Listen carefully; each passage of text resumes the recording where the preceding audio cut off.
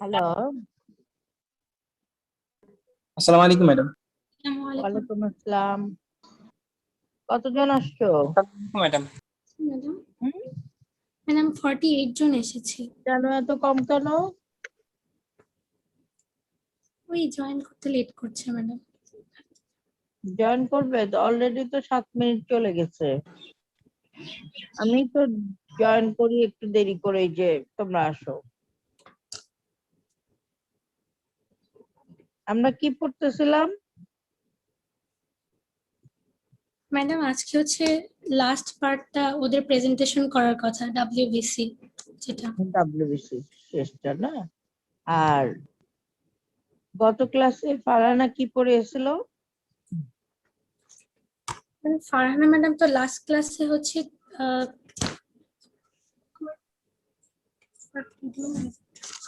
Platelet and blood coagulation পড়াইছেন। Coagulation test for bleeding disorder এটা WBC হলে আমাদের ছিল ম্যাডাম। ডাব্লিউবিসি এবং প্ল্যাটিলেটও দেয়া ছিল না? নাকি প্ল্যাটিলেট হয়ে গেছে? প্লেটলেটসই হচ্ছে আমাদের ফারহানা ম্যাডাম পড়িয়েছেন। পড়ানো হয়ে গেছে। আচ্ছা, তাহলে কে প্রেজেন্ট করবে জানো প্রথমে? আমি যে কোশ্চেন গুলো করছি ওগুলো লিখে রাখছো না? জি ম্যাডাম। ওই কোশ্চেন গুলো লিখে রাখছো তো? হ্যালো? জি ম্যাডাম লিখে রাখছি।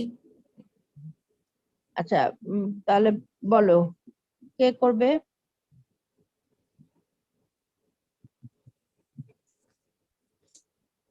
ম্যাডাম বি ব্যাচ থেকে শুরু হবে নাকি এ ব্যাচ থেকে? মানে কেউ তো রেসপন্স করছে না। ডাব্লিউবিসি কি কি আছে দেখাও আমাকে একটু, এটা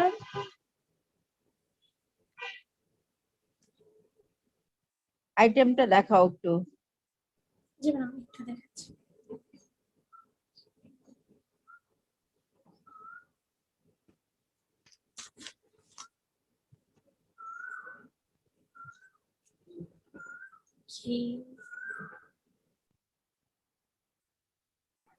এ ব্যাচে হ্যালো কি আছে? ম্যাডাম, আসসালামু আলাইকুম ম্যাডাম। এ ব্যাচে কি আছে বলো? Madam roll 83।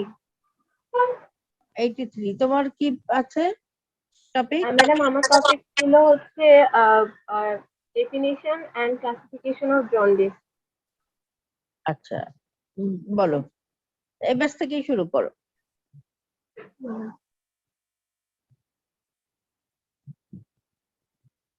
ডেফিনিশন এন্ড কি বললে? Classification of jaundice. Classification of jaundice madam. Jaundice. আচ্ছা, আর বেশি তাই তো? হ্যাঁ বলো। জি ম্যাডাম।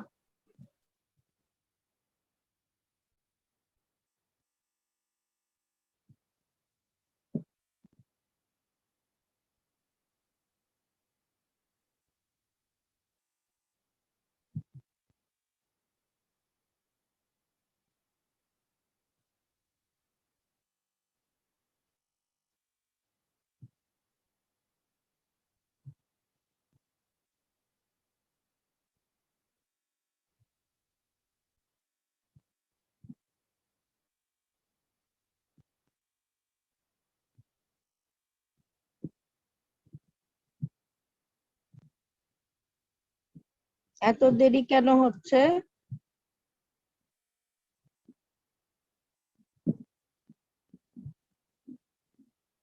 হ্যাঁ, ম্যাডাম বলো। হ্যালো। জি জি ম্যাডাম, স্লাইড দেখা যাচ্ছে? বলো। ম্যাডাম আমার স্লাইড দেখা যাচ্ছে? না, স্লাইড দেখা যাচ্ছে না। জি ম্যাডাম।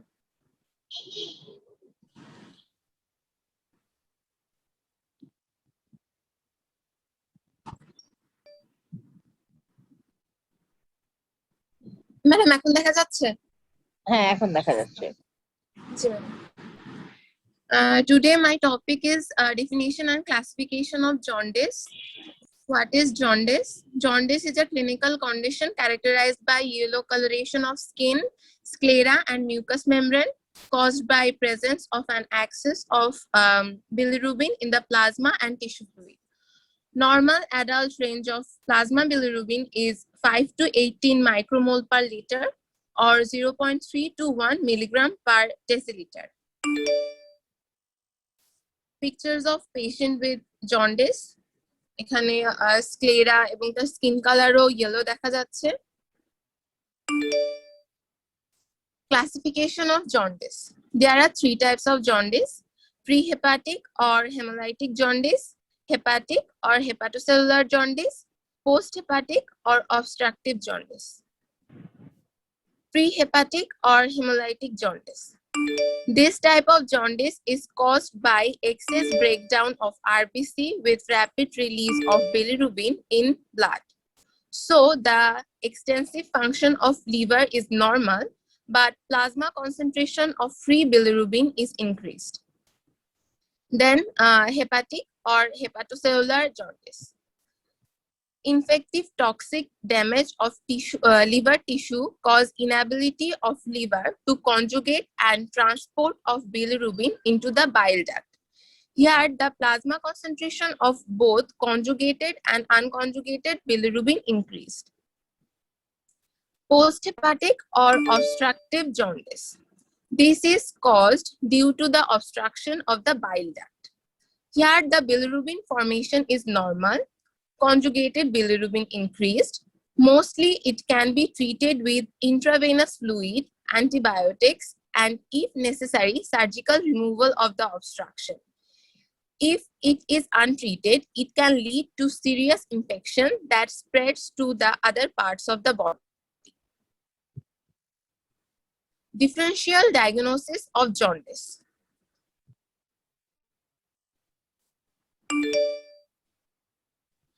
প্যারামিটারস এর মধ্যে basic mechanism of raised bilirubin, প্রিহেপাটিকের ক্ষেত্রে এটা হবে hemolysis leading to excess production, হেপাটোসেল।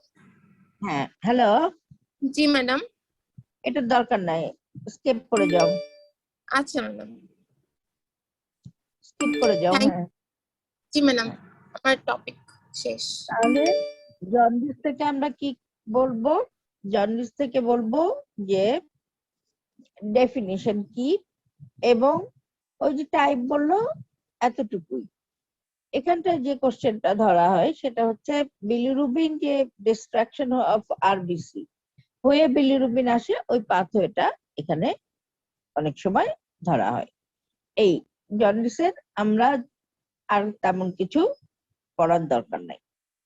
Differential diagnosis ওগুলো দরকার নাই, ওগুলো পরে থার্ড ইয়ারে গিয়ে ওখানে পড়বে।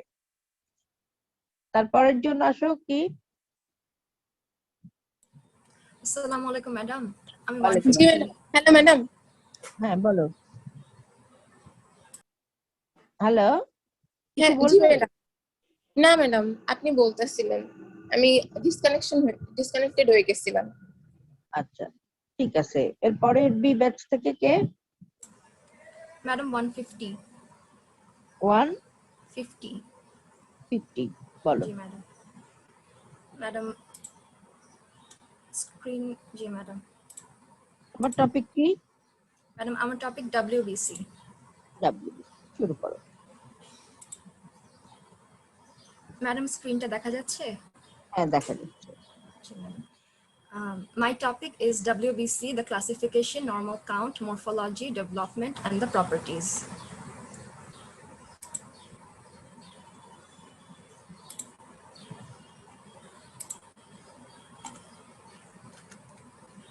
Leukocytes. Leukocytes are the mobile unit of the body's protective system. The normal count is 4,000 to 11,000 cells per cubic millimeter of blood.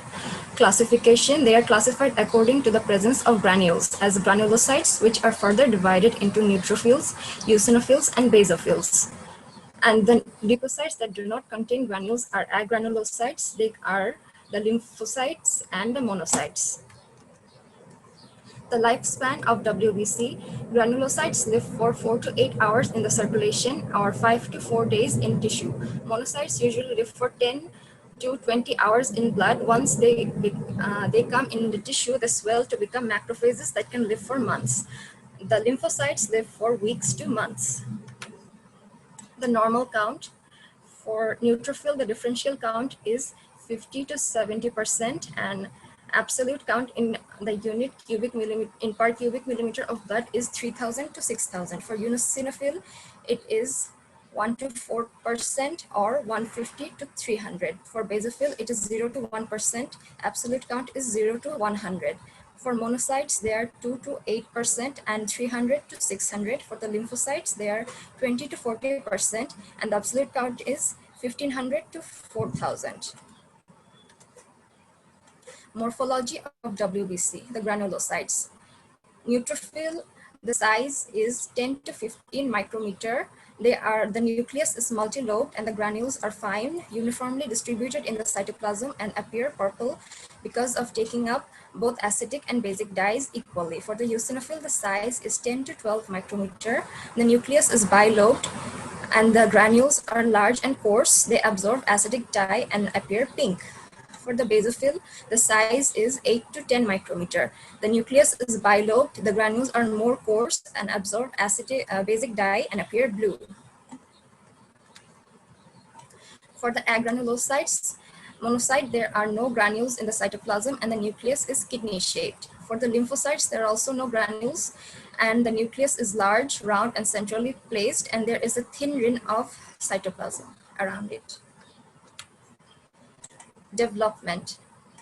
The WBC developed from the stem cells. They are differentiated into the myeloid stem cell and the lymphoid stem cell. For the myeloid stem cell, we get WBC, we get RBC, platelets, and myeloblasts that eventually form the granulocytes, eosinophil, basophil, and neutrophil. From the lymphoid series, we get lymphoblasts that eventually develop into B lymphocytes and T lymphocytes, and also the natural killer cells. Properties of WBC. They include the margination. It is the process by which neutrophils stick in the inner surface of the capillary endothelium. Diapedesis. By this process, the neutrophils and monocytes squeeze through the pores of blood capillary and thus enter the tissue space from blood. Amoeboid movement. The neutrophils and macrophages move through the tissue by amoeboid motion. The velocity is 40 micrometer per minute. Chemotaxis. Many different chemical substances in the tissue can cause neutrophils and macrophages to move towards the source of the chemical. The phenomenon is called chemotaxis. Different products that can cause chemotaxis are bacterial or viral toxins, degenerative products of inflamed tissue, reaction products of complement system, and reaction products from the plasma clotting. This image shows the process of margination, diapedesis, and chemotaxis. Phagocytosis. It is the process by which white blood cells, especially the neutrophils and macrophages, engulf foreign bodies and damage tissues. The process is described as the WBC attaches itself to the offending particle. It projects pseudopodia in all directions around the particle. The pseudopodia meet on the opposite side and fuse. Thus, a chamber containing the phagocytized particle is created. The chamber breaks away from the outer cell membrane and invaginates into the cytoplasmic cavity. This free-floating vesicle is called a phagosome. Lysosome and other cytoplasmic granules in the WBC come in contact with the phagosome and their membranes fuse. Thus, digestive enzymes and bactericidal agents are dumped into the phagosome, converting it into a digestive vesicle, and the digestion of the phagocytized particle begins. This image shows the process of phagocytosis. Thank you, madam. খুব সুন্দর হয়েছে দুইজনেরটাই, ওরটাও খুব ভালো হয়েছে, তোমারটাও। আর এখানটায় যে question হয়, এখানে টপিকটা দেখা এত ছোট কিন্তু অনেকগুলো কোশ্চেন হয় এখানে। 1 নাম্বার কোশ্চেন জিজ্ঞেস করা হয় যে classification of WBC, classification of WBC according to presence of granules. তাহলে কি হবে, গ্র্যানুলোসাইট অ্যাগ্রানুলোসাইট প্রত্যেকটার পার্সেন্টেজ বলা হয়। অ্যাবসলিউট যে ইয়েটা ওটা অত না জানলেও চলবে, কিন্তু ডিফারেনশিয়াল কাউন্ট, এই যে এই টেবিলটা, এই ডিফারেনশিয়াল কাউন্ট গুলো একদম মুখস্থ রাখতে হবে। Remember this, basophil is 0%। আমরা প্র্যাকটিক্যালি এটা দেখবো, প্র্যাকটিক্যালি যখন আমরা দেখবো তখন তোমরা 1 to 2% লিখে রাখো বেজোফিল। বেজোফিল দেখাই যায় না, এটা মনে রাখবে। 0% ইজ নর্মাল। সুতরাং বেজোফিল কটা পেয়েছো যদি জিজ্ঞেস করা হয়, ভাইব্রাতেও যদি জিজ্ঞেস করা হয় তুমি বেজোফিল দেখেছো কিনা, বলবে 0, না দেখি নাই, একদমই পাওয়া যায় না। সুতরাং এটা খেয়াল রাখতে হবে। আর এই যে ডিফারেনশিয়াল কাউন্ট গুলো, এগুলো একদম পুরো মুখস্থ রাখতে হবে। তারপরে আসো ছবিটা ডিফারেনশিয়াল কাউন্টে। ডিফারেনশিয়াল কাউন্টের মধ্যে যে ছবিটা, ডিফারেন্সিয়েশন যেটা জিজ্ঞেস করা হয় সেটা এই যে এখানে আমরা, এটা তো ডেভেলপমেন্ট না, তার আগের ছবিটা দেখাও, তার আগের স্লাইডটা, হ্যাঁ এটা। এখানে দেখো আমরা কিন্তু এই যে এখানে যে ফিচার গুলো দেয়া আছে এগুলো কিন্তু according to presence of granules. আমরা ক্লাসিফিকেশনও করি according to the presence of granules. So granules এর কথাটা আগে বলতে হবে, তারপরে নিউক্লিয়াস। গ্র্যানিউলস কি, নিউট্রোফিল, ঠিক আছে, গ্র্যানিউলস গুলো ঠিক আছে। যে নিউট্রোফিল 2 রকম গ্র্যানিউলস বা ডাই অ্যাবজর্ব করে। যখন আমরা স্টেইন করি বেসিক ডাই এবং অ্যাসিডোফিলিক die, that is eosinophilic dye এবং বেজোফিলিক ডাই দিয়ে যখন WBC কে স্টেইন করা হয়, তখন কিছু গ্র্যানিউলস অ্যাবজর্ব করে ইওসিনোফিলিক ডাই এবং কিছু গ্র্যানিউলস অ্যাবজর্ব করে basophilic dye, and according to the staining they are classified. নিউট্রোফিলের বেলায় কি, more or less equal dye absorb করে। তার মানে নিউট্রোফিলটা বেসিক ডাই এবং ইওসিনোফিলিক ডাই একই রকম ভাবে অ্যাবজর্ব করে, এবং এটা একটা পিঙ্ক স্টেইন নেয়। গ্র্যানিউলস গুলো খুবই ছোট, fine, and they stain pinkish in color or purple, light pink or purple color তারা স্টেইন করে। ইওসিনোফিলিক দেখো, এবং এটা মাল্টিলোব। মাল্টিলোব ইওসিনোফিল কি একই রকম পিঙ্ক, ডার্ক পিঙ্ক, ওটা লাইট পিঙ্ক ছিল, এটা eosinophilic colour or dark pink. এবং যে গ্র্যানিউলস গুলো, these are coarse granules and they contain acidophilic dye. আর তাদের বাইলোব, সাধারণত বাইলোব হয়। অনেক জায়গায় মাল্টিলোব লেখা থাকে। কখন মাল্টিলোব হয়, যখন ইওসিনোফিলের এজ হয়, বয়স হয়ে যায়। তার মানে যখন mature, more mature eosinophil contain multilobed nucleus, and basophilic কি, basophilic pores more pores, eosinophilic এর চেয়েও pores granule করে, এবং এগুলো basic dye, that is blue in colour. তারপরে স্লাইডটা আসো। এবং নিউক্লিয়াসটা তাহলে পরে দেবে, ডাইগুলো আগে দেবে, নিউক্লিয়াসটা পরে দেবে। জি madam. Next slide. Monocyte and lymphocyte. Monocyte কি, নিউক্লিয়াসটা এদের গ্র্যানিউলস থাকে না, নিউক্লিয়াস দিয়েই আমরা সাধারণত ডিফারেন্সিয়েট করি। এখানে কি মনোসাইট, এটা জিজ্ঞেস করা হয় মনোসাইটের নিউক্লিয়াস কেমন, এটা জিজ্ঞেস করা হয়।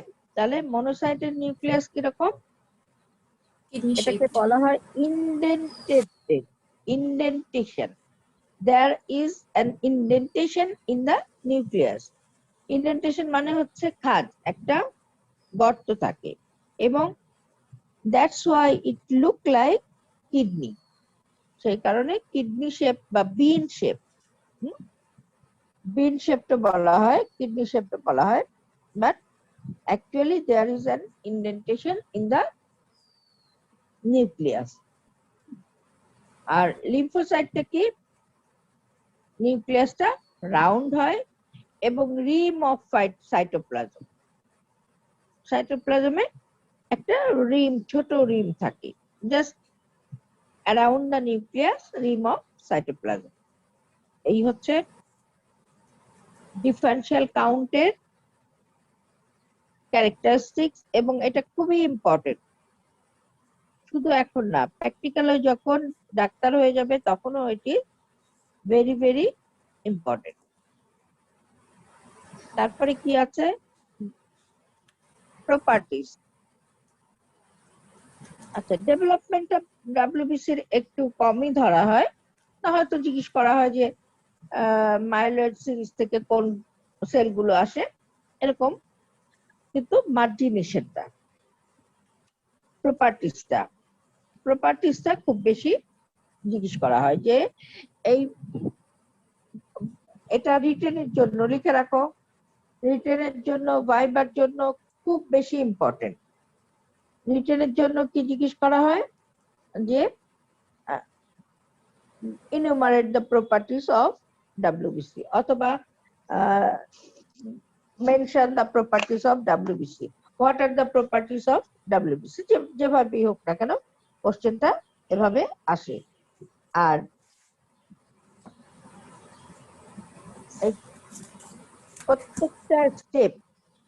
প্রত্যেকটা স্টেপ, যেমন মার্জিনেশন কাকে বলে, তারপরে ডায়াবেটিস, প্রত্যেকটা স্টেপ, এই যে প্রপার্টিসের যতগুলো স্টেপ আছে প্রত্যেকটা খুব ভালো করে পড়বে, এবং এগুলো প্রত্যেকটাই আসে।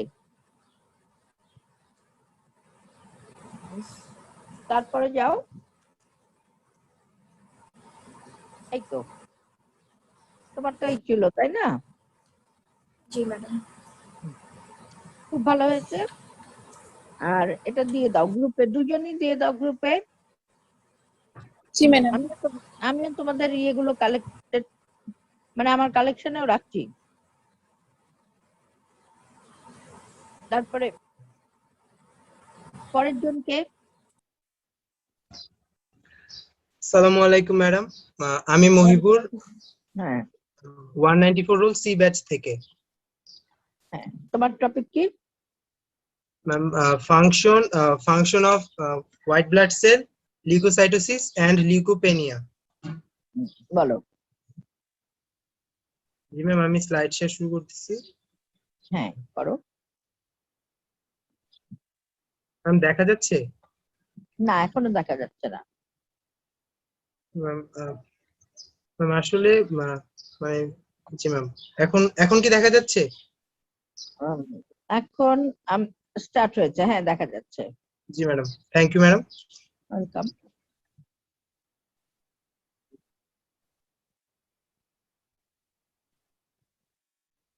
Ma'am, I'm going to start about a presentation about function of white blood cell, leukocytosis and leukopenia.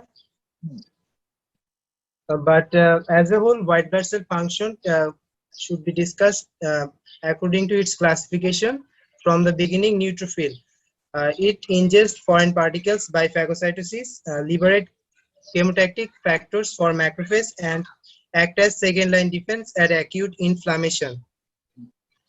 Then eosinophil. Eosinophil prevent parasitic infection. Mainly, it adds to the juvenile form of parasite and release hydrolytic enzyme, highly reactive oxygen, and bactericidal polypeptide, and thus it kills the parasite.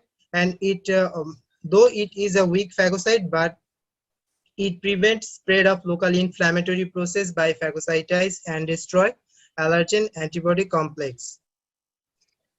Basophil produce heparin that prevent intravascular blood coagulation, and it has a role in allergic reaction with mast cell.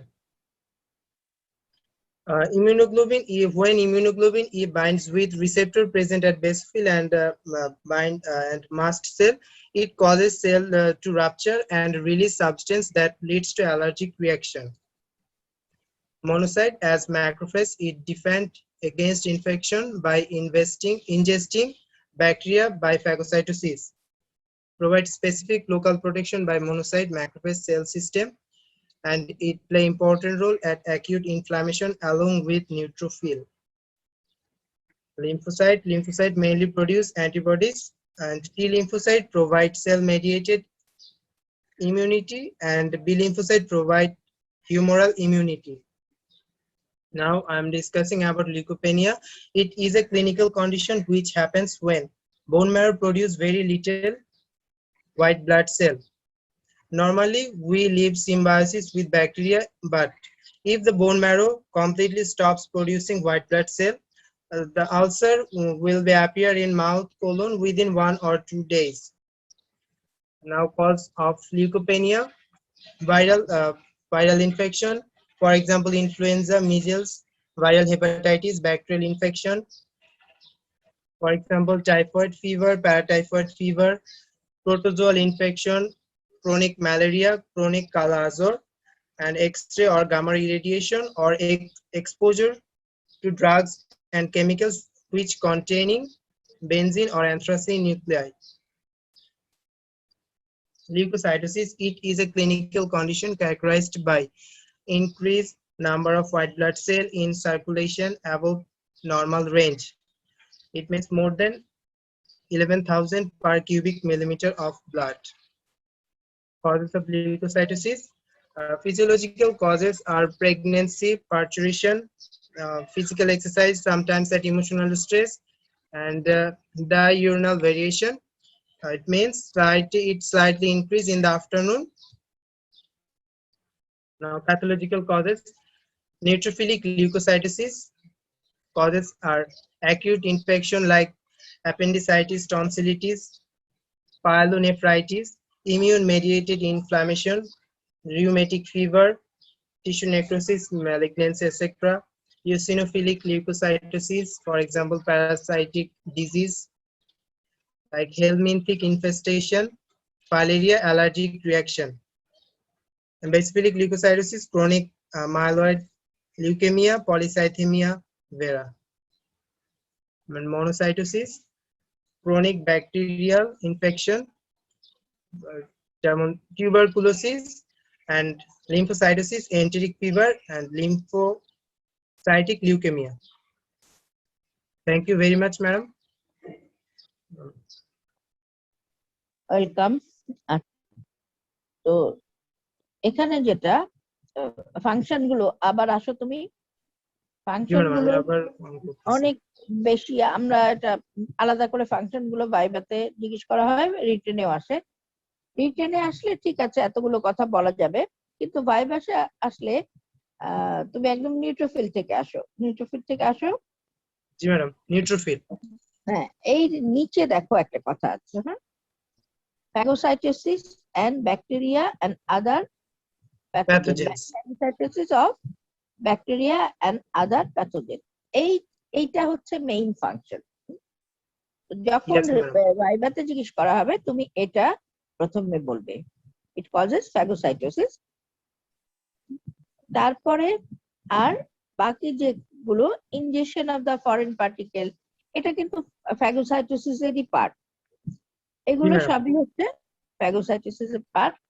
সুতরাং একটা কথা আমরা তো আসলে ভাইবার সময় খুব কম কথাই শুনতে চাই।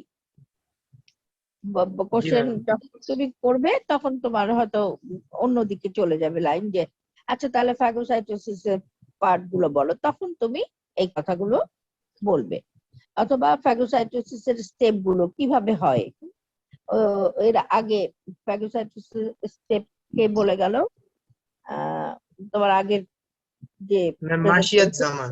মার্শিয়াতি বলে গেছে হয়তো, যে সিরোপোডিয়া প্রডিউস করে, তারপরে ইনজেকশন করে, তারপরে লাইসোজোম। মনোসাইটের ফিগারে ম্যাম ফ্যাগোসাইটোসিসটা আনছি। হ্যাঁ, এটা তো ওর একই তো, দুটো তো ফ্যাগোসাইটোসিস মনোসাইটও করছে, নিউট্রোফিলও করছে, অনেক সময় বেজোফিলও করছে। হ্যাঁ, সবগুলো কিন্তু পার্টিকুলার একটা করে ফাংশন থাকে, যেটা নিউট্রোফিলে তুমি ফ্যাগোসাইটোসিস বলবে, ইয়েতেও মনোসাইটেও। তারপরে আসো ইওসিনোফিলে, আসো ইওসিনোফিলে কি বলতে হবে, এটা নিচে দেখো, control mechanism Mechanisms allergy. Allergy. হ্যাঁ, এটা হচ্ছে মেইন ফাংশন তার। এটা যখন ভাইভাতে বলবে তখন এই কথাটা বলতে হবে, যে কন্ট্রোল মেকানিজম উইথ অ্যালার্জি, যখন অ্যালার্জি হয়। পরবর্তীতে রিটেনে যদি আসে, এইটা তো বলবেই, ছবি দিতে হবে, যেভাবে এই স্লাইডটা তৈরি হয়েছে ঠিক সেভাবেই করতে হবে। রিটেনে কি করতে হবে, যে এই যে অ্যালার্জির আমাদের যে ইনফেস্টেশন অফ প্যারাসাইটিক ইনফেস্টেশন হলে বা প্যারাসাইটিক ইনফেকশন যদি হয়, যেটাই বলো না কেন, তখন কি হয়, আমাদের অ্যালার্জি হয়। যেমন ওয়ার্ম হলে অ্যালার্জি হতে পারে, আরো যে কারণেই অ্যালার্জি হোক না, ডাস্ট অ্যালার্জি, যে অ্যালার্জি হোক না কেন, এটা তখন অ্যাক্টিভেটেড হয় ইওসিনোফিল, এবং এই অ্যালার্জিটাকে প্রিভেন্ট করে। তারপরে আসো বেজোফিল। বেজোফিল এখানে দেখো, এটার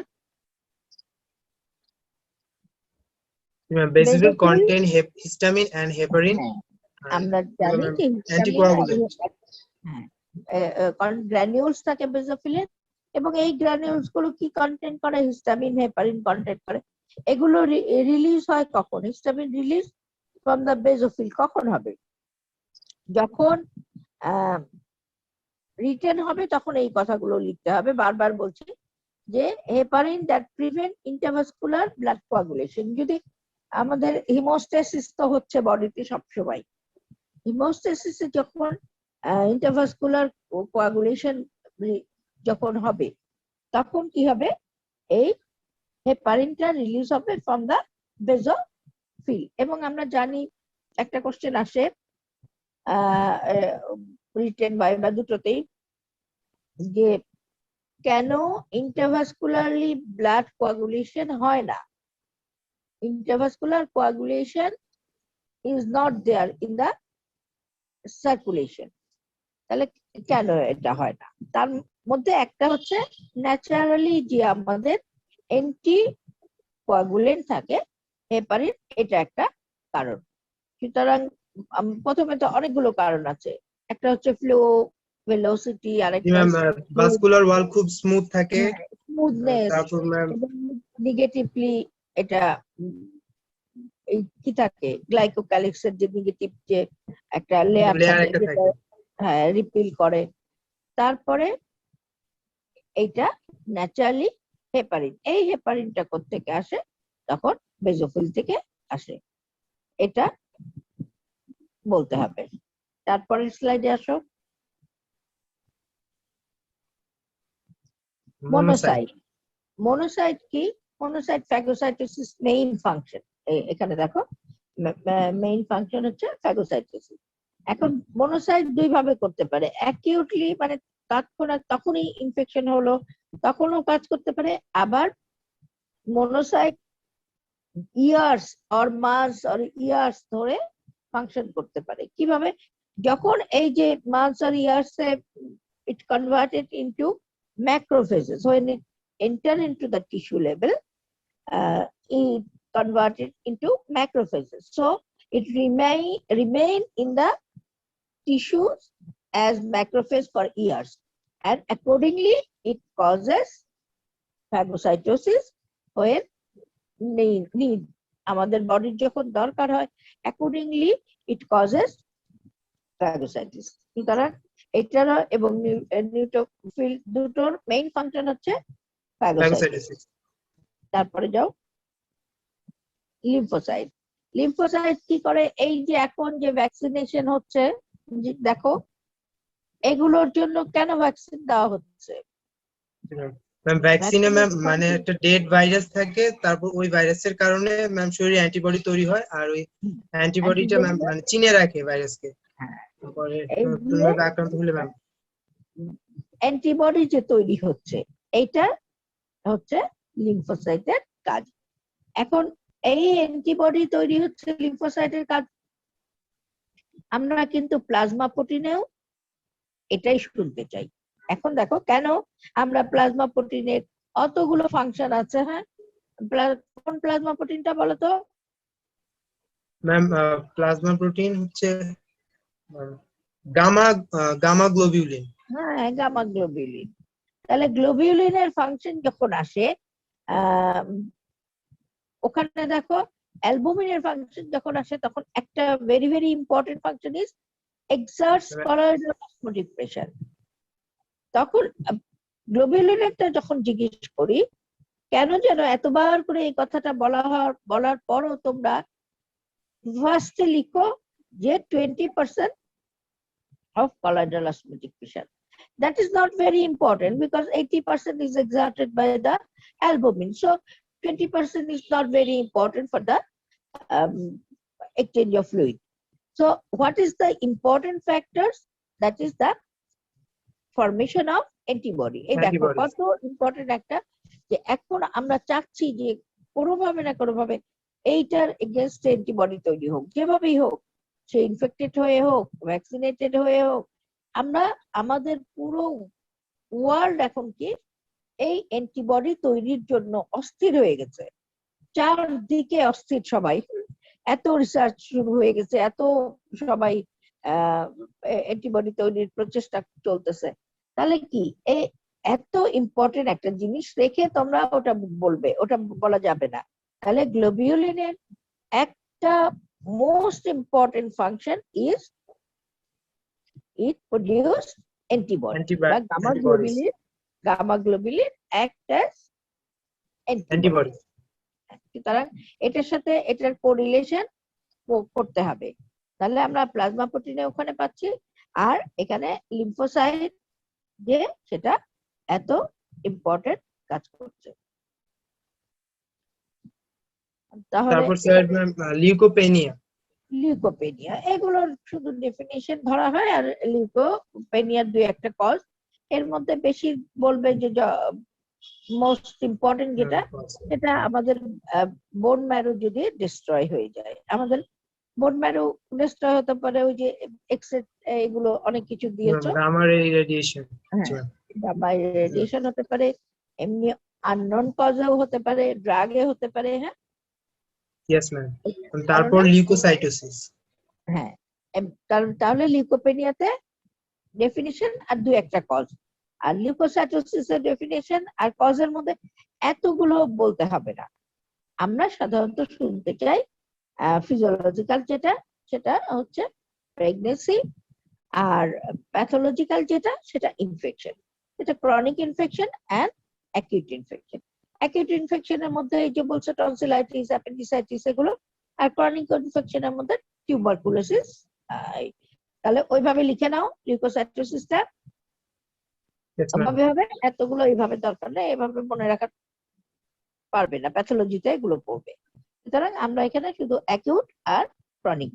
অ্যাকিউটের মধ্যে অ্যাপেন্ডিসাইটিস, টনসিলাইটিস, ক্রনিকের মধ্যে টিউবারকুলোসিস, তারপরে রিউমাটয়েড আর্থ্রাইটিস, এইগুলো। এই হচ্ছে মোটামুটি কমপ্লিট। খুব ভালো প্রেজেন্টেশন হয়েছে এবং স্লাইড তৈরিটাও খুব ভালো হয়েছে। জি ম্যাম, থ্যাংক ইউ ম্যাম। এটা ফার্স্ট টাইম ছিল আমার। হ্যাঁ, সবারই ফার্স্ট টাইম। এই জন্যই আমি করাচ্ছি যে একসাথে দুটো কাজই হয়ে যাচ্ছে। আমাদের রিভিশনটাও হচ্ছে, তোমাদের শেখাটা হচ্ছে, স্লাইড তৈরির একটা এক্সপেরিয়েন্স হচ্ছে। তাহলে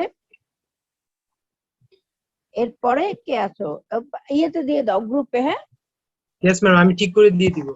হ্যাঁ, গ্রুপে দিয়ে দাও, আর বাকিরা সবাই গ্রুপে দিয়ে দাও। আসসালামু আলাইকুম ম্যাডাম। ওয়ালাইকুম আসসালাম। আমি এখন ডি ব্যাচ থেকে ম্যাডাম 230 নাম্বারে। বলো।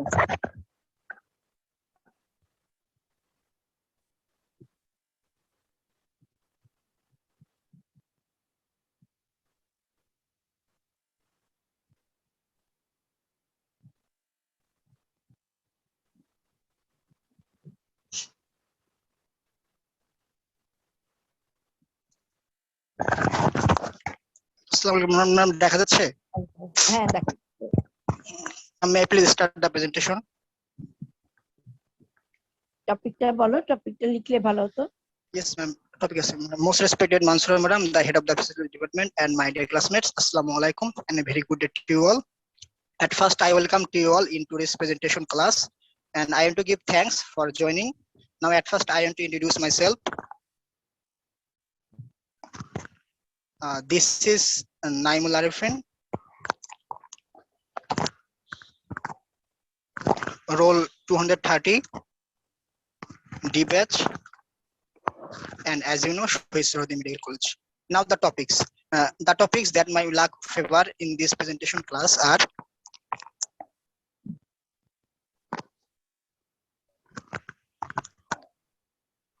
number 1, blood group, number 2, ABO and RS blood group, and number 3, hazards in mismatched blood transfusion. At first, I want to give thanks to respected Mansoor madam for giving me the floor to say something about this topic. Thank you, madam.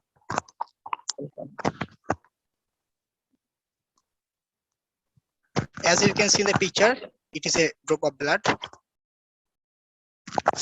At first, let's come to the definition. What is blood group?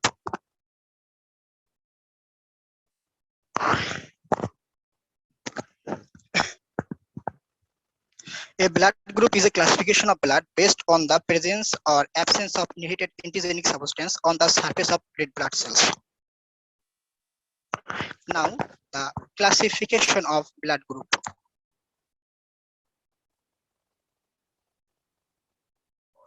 The chief blood groups are number 1, ABO blood group. It is based on the presence or absence of group specific antigen on the red blood cell membrane. Now the number 2, RS blood group. It is based on the presence or absence of RS antigen on the red blood cell membrane. And at last, number 3, this is M and N blood group. It is used to determine paternity. These all are the chief blood groups. Beside these chief blood groups, there are some others blood groups, and these are Lutheran, Lewis, Kale, Kidd, Duffy, etc. Now, ladies and gentlemen, now in your exam, our respected sir or madam may ask you that what do you mean by classical blood group, or why ABO is called classical blood group. Now I will answer because ABO is called classical blood group because number 1, it is one of the principal blood group. Number 2, it maintains both first and second part of Landis-Sternal law. And number 3, hazards of mismatched blood transfusion in ABO incompatibility is most severe and appears quickly. Now, ladies and gentlemen, look at the point 2. Here it is written that it maintains both first and second part of Landis-Sternal law. So when you just say this is that it maintains, then the examiner may ask you that what do you mean by Landis-Sternal law? Now the Landis-Sternal law. First part, and for example, I have written this. First part said that if the agglutinogen is present in red cells of blood, the corresponding agglutinin must be absent from plasma. For example, in blood group A, the agglutinogen A is present in the red blood cell membrane and the corresponding agglutinin alpha is absent in the plasma. This part defines the first part of the Landis-Sternal law. Now the Second part, if the agglutinin is absent in the red cells of blood, the corresponding agglutinin must be present in the plasma. For example, in blood group O, the agglutinogen A and B are absent in the red blood cell membrane, and the corresponding agglutinins alpha and beta are present in the plasma.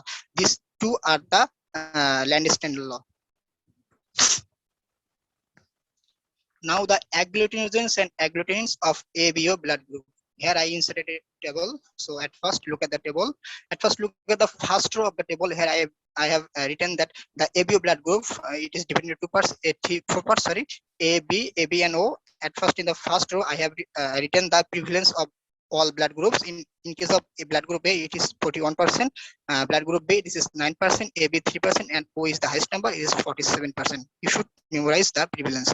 Now the agglutinogen or the agglutin of all of ABO blood group. In case of A, this is A. In case of B, this is B. And as you know, in case of AB, this is A and B. And in case of O, there is no agglutinogen or antigen. Now the agglutinin or antibody in case of blood group A, this is beta.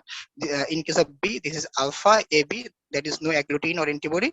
And in case of O, this is both alpha and beta present in the agglutinin of blood group O. Now, ladies and gentlemen, the agglutinogens and agglutin of RH blood group. Again, there is a table. The RH blood groups are divided into two parts. This is RH positive and RH negative. Now, the agglutinogens in case of RH positive, this is big letter CDE and small letter CDE. And the agglutinins in case of RH positive blood group, there is no. And in the RH negative blood group, there is no agglutinogens and agglutinins. I hope this is clear to you. Now, the second part, that is RH factor. The examiner may ask you that what do you mean by what is the definition of RH factor? The RH blood group system, it is one of the major blood group system based on the presence or absence of RH antigen in the RBC membrane.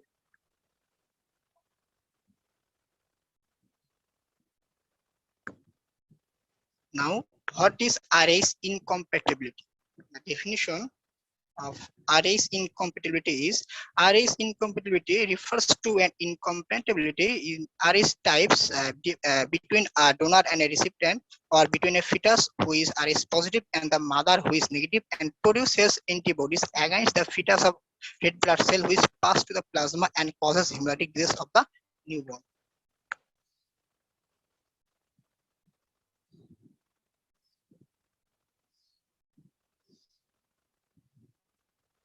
Now, hazards of RH incompatibility. This is very important for written exam.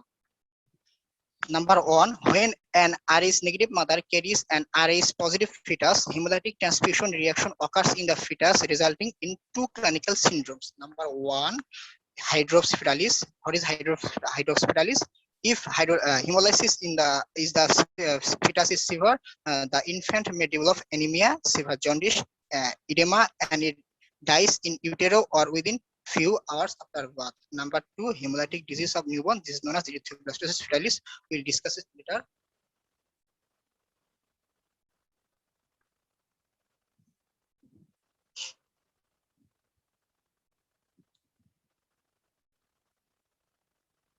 Number two, when RH negative person is transfused with RH positive blood, he or she develops NTD. After subsequent transfusion with RH positive blood, he or she suffers from hemolytic transfusion reaction, in which NTD antibody binds with RH antigen on the red blood cell membrane, causing hemolysis. Now, the definition of erythroblastosis fetalis. Definition is that when the hemolysis and anemia occurs due to RH incompatibility in an RH positive fetus during in an RH negative mother, large number of premature red cells, that is erythroblast, appear in the peripheral circulation of the fetus to compensate the anemia. This is known as erythroblastosis fetalis.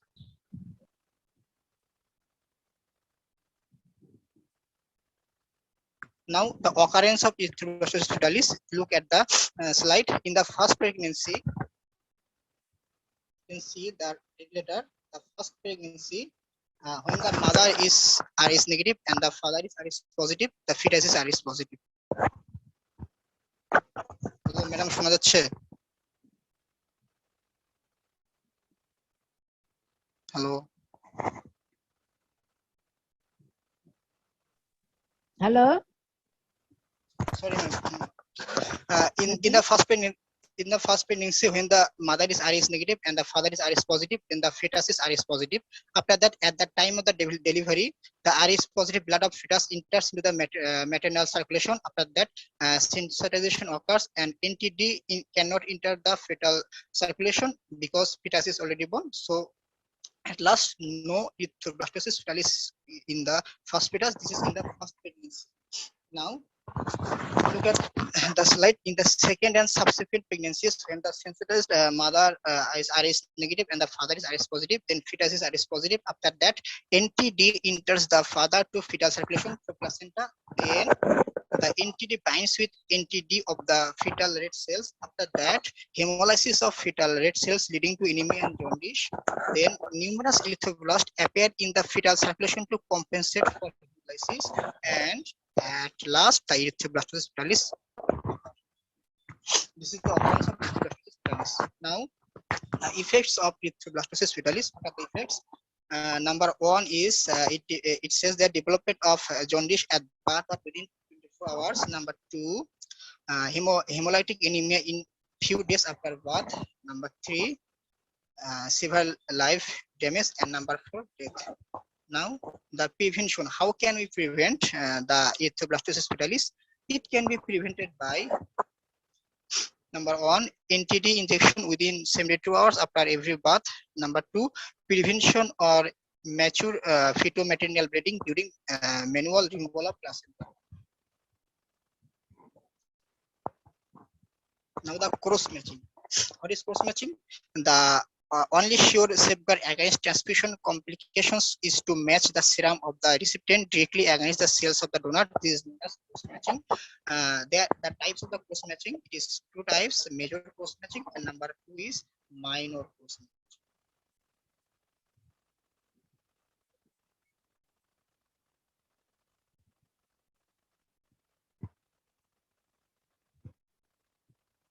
Now we have come to the last topic of our today's presentation class, that is blood transfusion and its hazards. At first, we should know that what is transfusion and what is infusion. Transfusion is that transfusion is a process of transfer of the whole blood or blood products such as red blood cells, plasma, platelets from one person to another person through intravenous route of losses by injury, surgery, or disease. Now, the infusion says that infusion is a process of therapeutic introduction of fluid other than blood into vein. For example, saline infusion.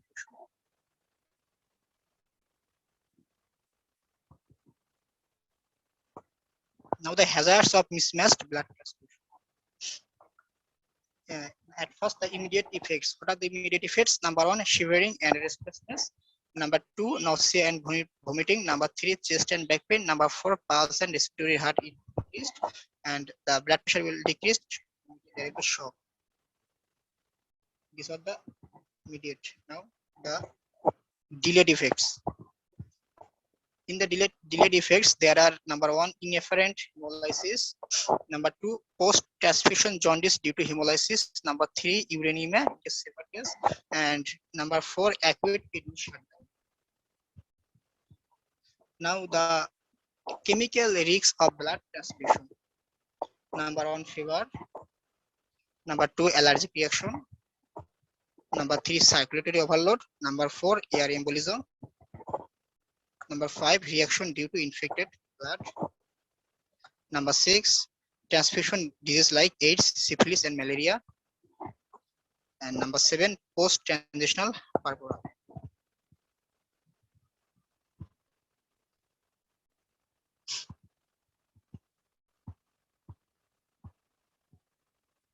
Now, the anticoagulants used in blood collecting bag, it may ask in viva anticoagulants. Number one, ACD, that is acid citric and dextrose. Number two, this is CPD, citrate phosphate and dextrose. Number three, CPDA, that is citrate phosphate dextrose and adenine. Now, what do you mean by acute renal shutdown? It has three mechanisms, the three causes. Number one, the renal vasoconstriction. Number two, circulatory shock. Number three, renal tubular blockage by excess hemoglobin.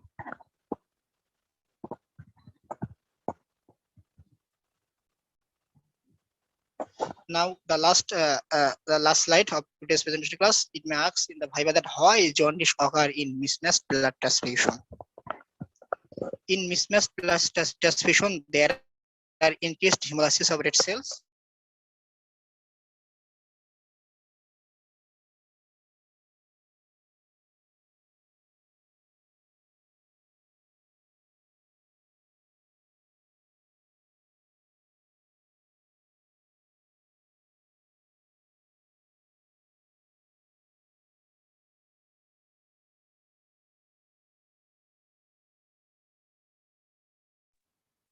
Hello,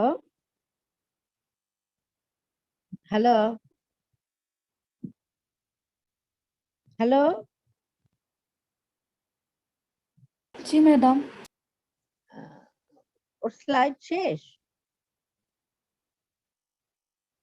hello. Madam আমরা ওর কথা শুনতে পাচ্ছি না। হ্যাঁ, আমি শুনতে পাচ্ছি না, এই জন্যই তো বলছি। ও বোধহয় ডিসকানেক্টেড হয়ে গেছে। জি ম্যাডাম, ওর মেবি নেটের সমস্যা এর জন্য। হ্যাঁ, হবে। আচ্ছা, ও খুব ভালো বলেছে।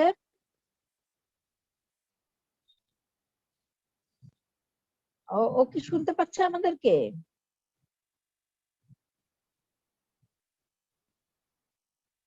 ও বোধহয় কানেকশনই নাই, না? নাই জি ম্যাডাম, ও এখনো কানেক্টেড হয়নি। কানেক্টেড হয়নি। ঠিক আছে, আমরা তাহলে কথা বলি। ম্যাডাম ও এসেছে এখন। আচ্ছা, নাইমুল তুমি শুনতে পাচ্ছ? ম্যাডাম আমার ডিসকানেক্ট হয়ে গেছিল মাঝখানে। ডিসকানেক্ট হয়ে হ্যাঁ ম্যাডাম, গেছে। আমার ডিসকানেক্ট হয়ে গেছিল, বুঝতে পারি। তোমার প্রেজেন্টেশন খুবই সুন্দর হয়েছে এবং অনেক ইনফরমেশন তুমি দিয়েছো। ম্যাডাম আমি কি আরেকবার হ্যাঁ, কোন বলো। পর্যন্ত আর কি ম্যাডাম দেখতে পারছেন কোন পর্যন্ত? না আমি বুঝতে পারিনি ম্যাডাম, ডিসকানেক্ট হয়ে গেছে। লাস্ট স্লাইডটা জন্ডিসের। আমি আবার যাচ্ছি।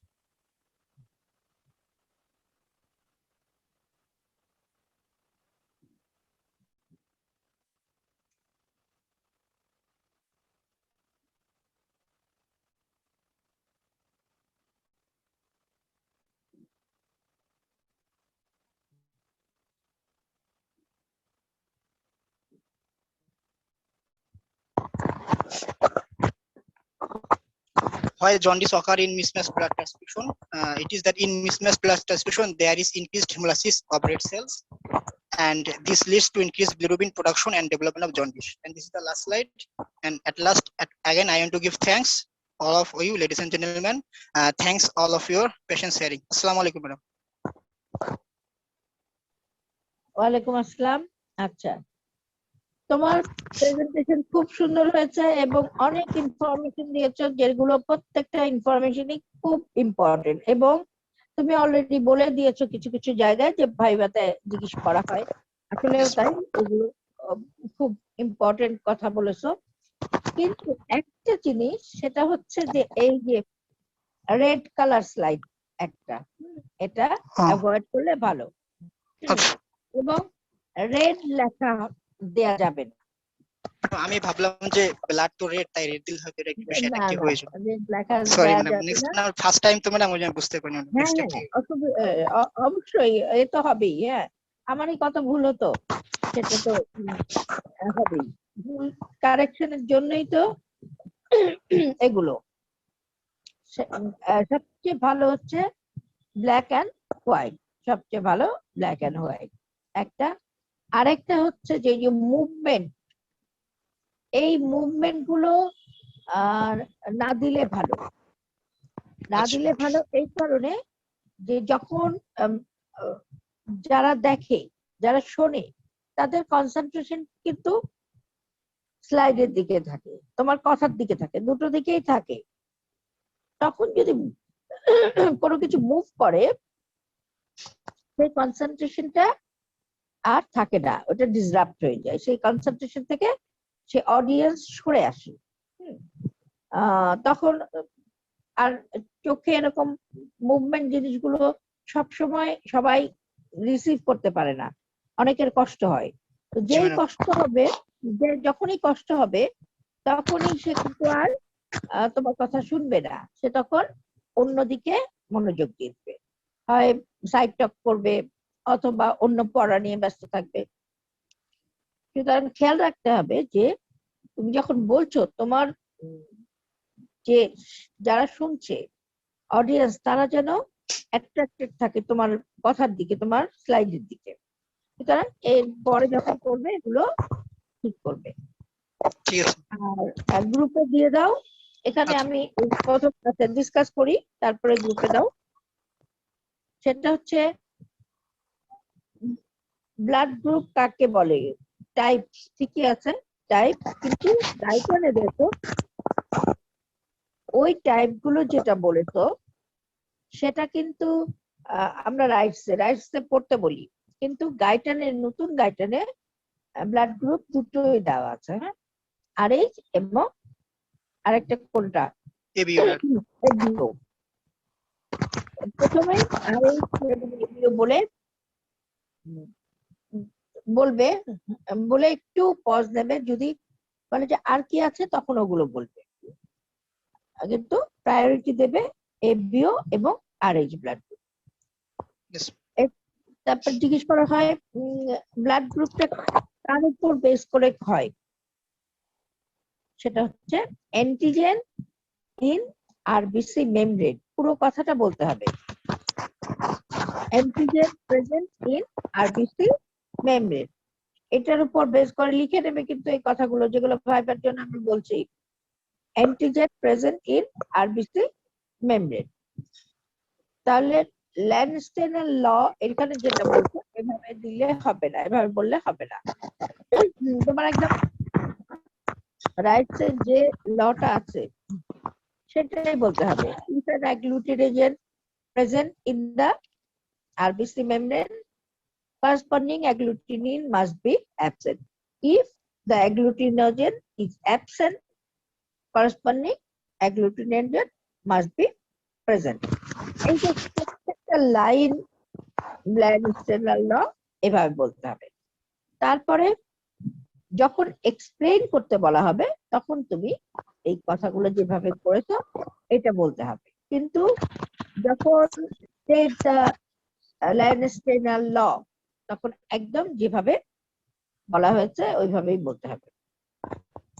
এখানে আছে অ্যান্টিজেন থাকে, আর এবারও কোশ্চেনে আসছিল অ্যান্টিজেন অ্যান্টিবডির কথা, যে what are the antigen and antibody present in ABO group and RH group.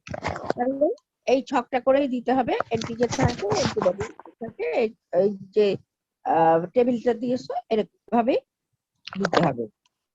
RH mismatch যেটা কেন হচ্ছে, এবং সাথে ওই যে ক্রসিং, ওটাও ইম্পর্টেন্ট, যে আমরা ল্যাবে যেটা সেরাম নিয়ে এবং কার সেরাম নেই কার সেল নেই, বলো প্লাজমা কার নেওয়া হয় আর সেল কার নেওয়া হয়?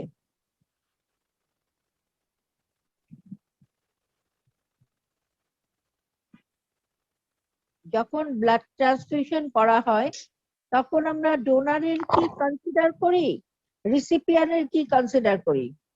কোশ্চেনটা এভাবে করা হয়।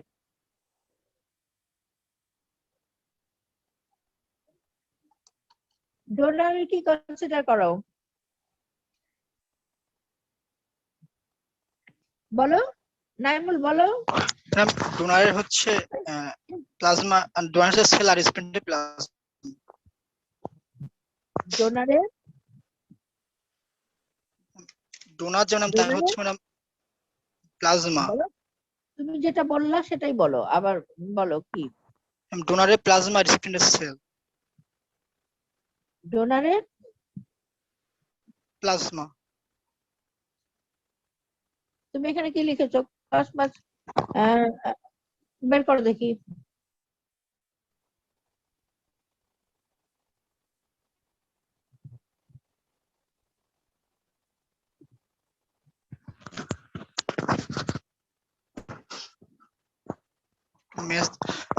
প্রশ্ন, the only safeguard against transfusion competition is to match the serum of the recipient directly against the cell of the donor.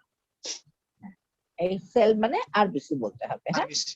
যে সেরাম আমরা রিসিপিয়েন্টের সেরামের সাথে ডোনারের কি করি, RBC cell. কেন উল্টাটা না, এই যে ডোনারের আরবিসি আর রিসিপিয়েন্টের প্লাজমা বা অ্যান্টিবডি কি থাকে, অ্যান্টিবডি থাকে, তাই তো, Antibody. অ্যান্টিবডি বা সেরাম অফ রিসিপিয়েন্ট আর ডোনারের সেল উল্টোটা না কেন?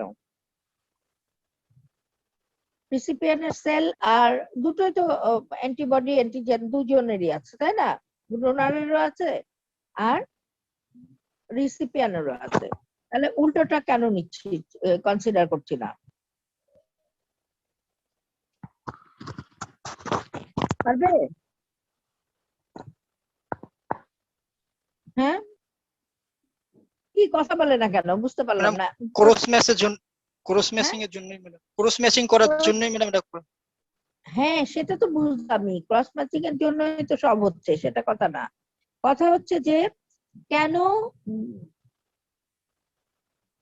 ডোনারের সেল নিচ্ছি আরবিসি আর রিসিপিয়েন্টের প্লাজমা, কেন রিসিপিয়েন্টের সেল আর ডোনারের প্লাজমা নিচ্ছি না?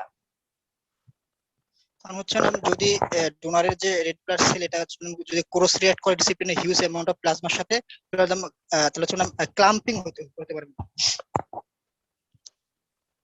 ক্ল্যাম্পিংটা প্রিভেন্ট করার জন্যই তো করছি, তাই না? ক্ল্যাম্পিংটা প্রিভেন্ট করার জন্যই আমরা করছি। আচ্ছা, এনিওয়ান কে পারবে বলো?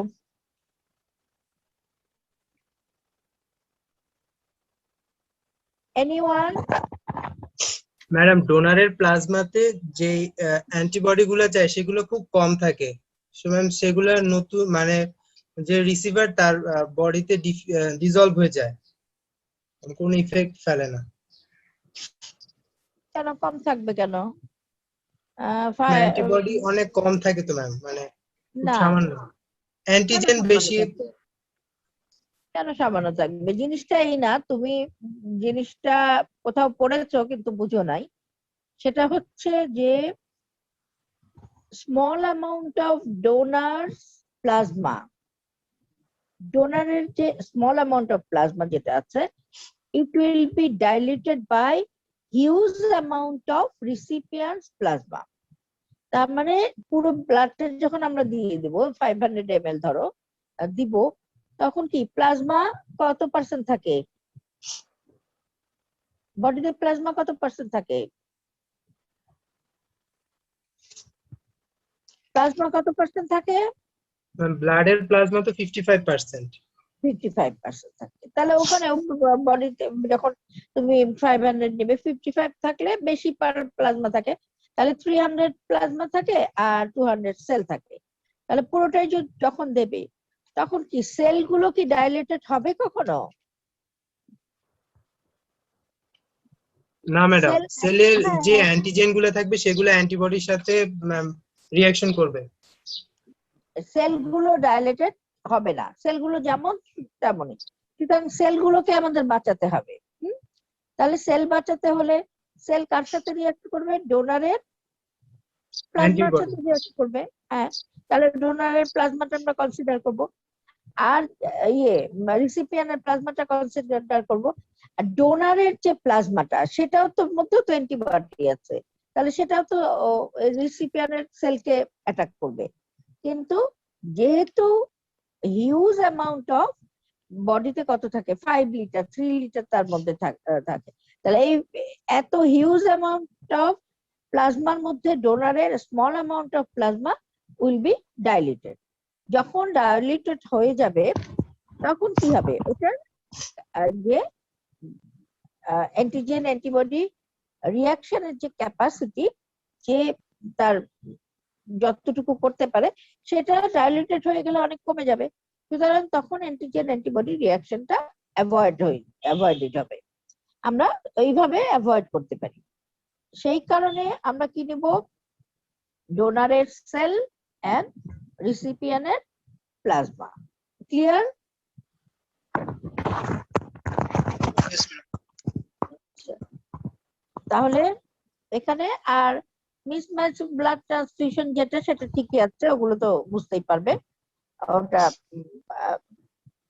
ইমিডিয়েট এবং ডিলে, এগুলো ঠিক আছে, এগুলো তো অসুবিধা হয় না, এগুলো জিজ্ঞেস করা হয়। হ্যাঁ, জিজ্ঞেস করা হয় এবং এগুলোতে সমস্যা হয় না। আর ইয়ে যেটা দিয়েছো অ্যান্টিকোয়াগুলেন্ট, অ্যান্টিকোয়াগুলেন্টে এভাবে জিজ্ঞেস করা হয় তুমি ল্যাবে কি কি অ্যান্টিকোয়াগুলেন্ট ব্যবহার করো, তোমার যে ল্যাব সেটাতে কি কি ধরনের অ্যান্টিকোয়াগুলেন্ট তুমি ইউজ করো, এটা জিজ্ঞেস করা হয়। সুতরাং ল্যাবে তো তোমরা এখনো যেতেই পারলে না। আচ্ছা, দেখা যাক কি করা যায়। আর কতজন? 46 জন। বাকিরা কোথায়? বাকিরা কোথায়? মেহেদি, ইয়েস ম্যাডাম। বাকিরা কোথায়?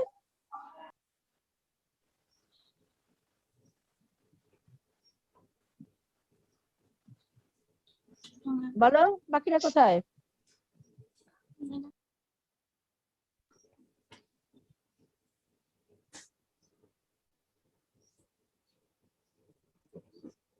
এই বিয়ে করো তো, গ্রুপে দাও। আসেনি কেন ওরা? লিখো এখনই, লিখে ওদের ইয়ে মোবাইলে পাঠাও আর ইয়েতেও পাঠাও, কপি করে গ্রুপে দাও। Irene, yes madam. তুমি গ্রুপে দাও, আর মেহেদি ওদের মোবাইলে পাঠা দাও। কেন আসেনি ক্লাস করতে? Okay madam.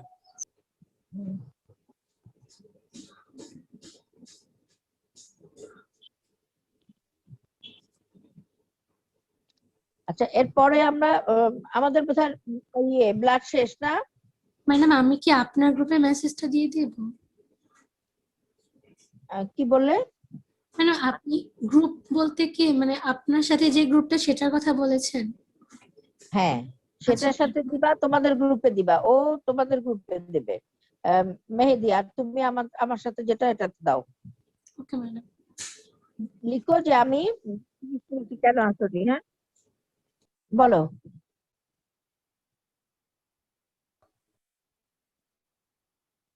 একটু জোরে বলতে হবে।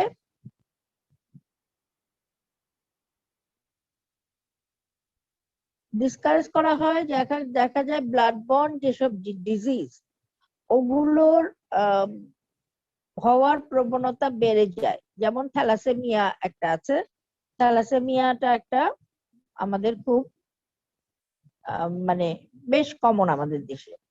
তো এই থ্যালাসেমিয়া তুমি জানো যে ট্রেড থাকে, হ্যাঁ, মেজর মাইনর। এখন দুটো মাইনর যদি হয়ে যায় তখন মেজর হয়ে যায়। তো কাজিনদের মধ্যে বা ব্লাড ট্রান্সফিউশন না হেরিডিটারি ডিজিজ কোনটা?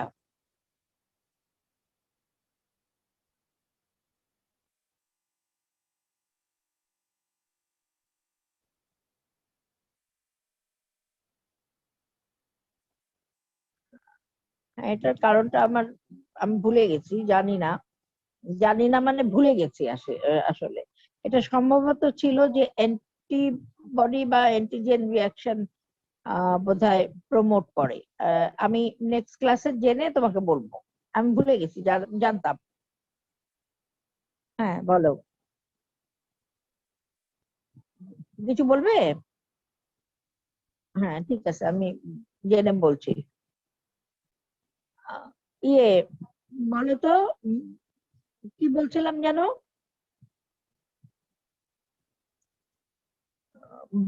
মেহেদি, ইয়েস ম্যাডাম। আমরা আমরা ব্লাড শেষ করে ফেলেছি নাকি? জি ম্যাডাম, ফার্স্ট কাট শেষ। ফার্স্ট কাজ শেষ। এখন আমরা কি শুরু করব? এরপর সিপিএস কার্ড শুরু করার কথা, কার্ড 2 কার্ড মানে কার্ডিওভাস্কুলার সিস্টেম আর কি।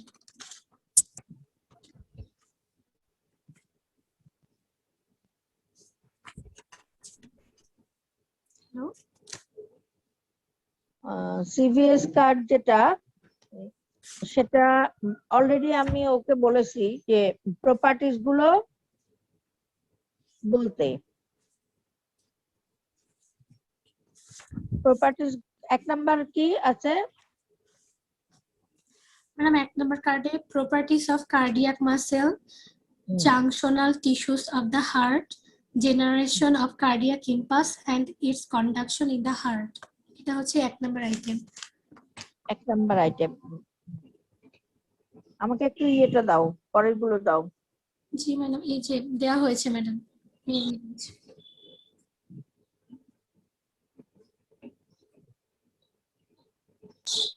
জি ম্যাডাম, আমাদের ক্লাস নাম্বার 7 থেকে শুরু। 7 থেকে শুরু না? তাহলে ফারহানাকে দিয়েছো 7টা?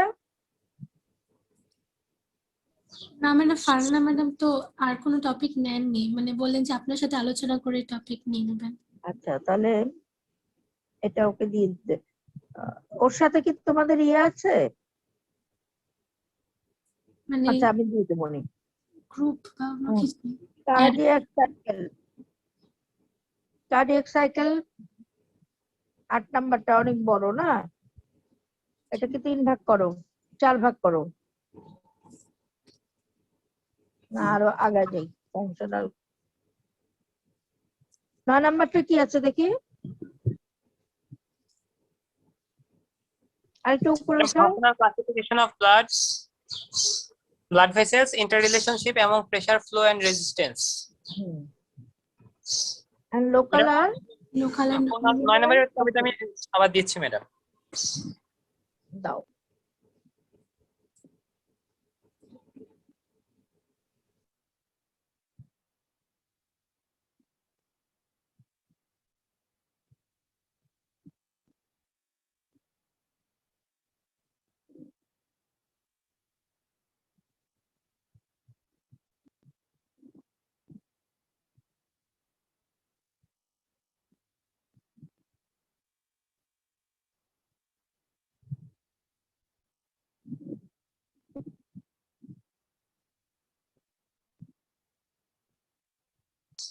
ম্যাডাম দিয়েছি।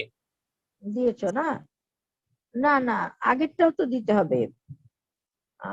8 আর 9 একসাথে করা যাবে শেষ? কারণ আমি তো শেষ করে দিতে চাচ্ছি তাড়াতাড়ি। তোমাদের তো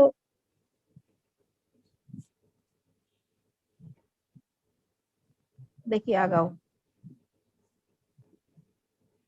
7, 8 একসাথে। ওরা নতুনরা আসবে কবে? আমি সেই ব্যাপারে তো এখনো কিছু জানি না।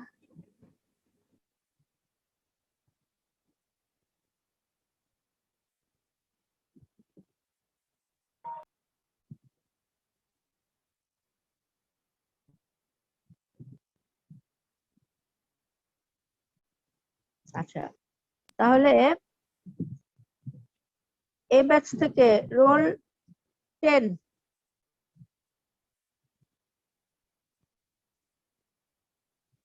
10 কোথায় আসছে?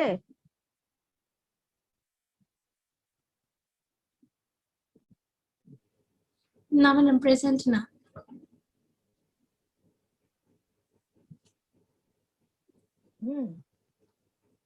প্রেজেন্ট তো বেশিরভাগই নাই।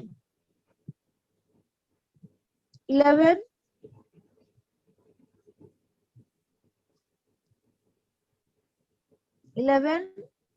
ম্যাডাম 11 রোল তো আমাদের ব্যাচে নাই আর কি, এক্সিস্ট করে না। 11 তোমাদের ব্যাচে নাই? না ম্যাডাম, রোল 10 এর পরে রোল 12, 11 নেই। আচ্ছা, রোল 12 আছে? 12 ও প্রেজেন্ট নেই ম্যাডাম।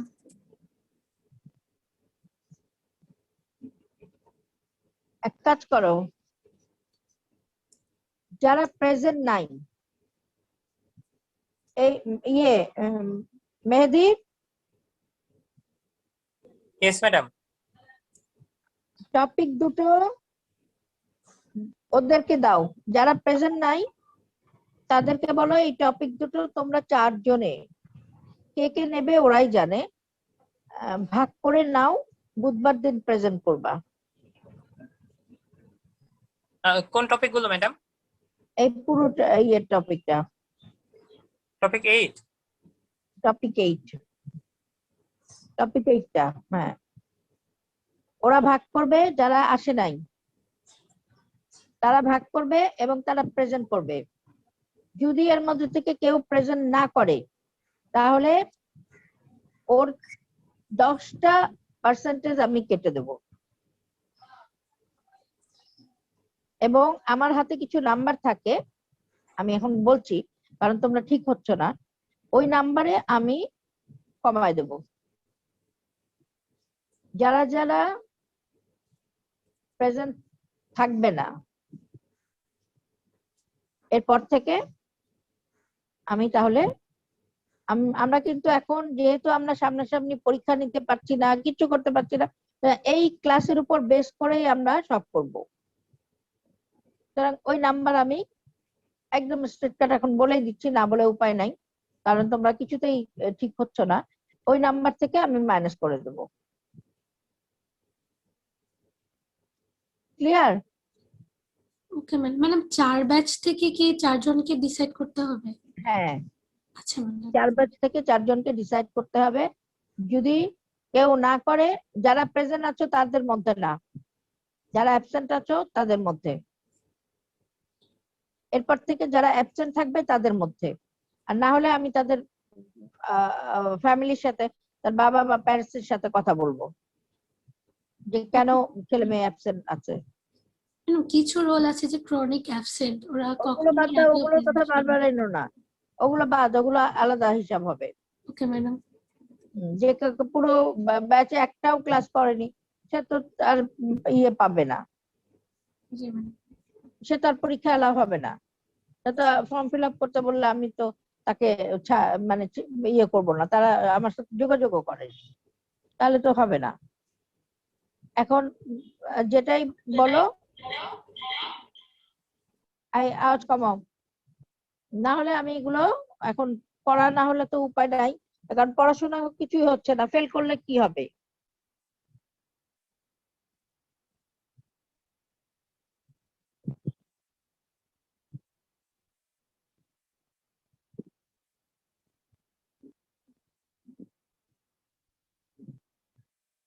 ফেল করলে পুরো আমাদের কলেজের বদনাম হবে।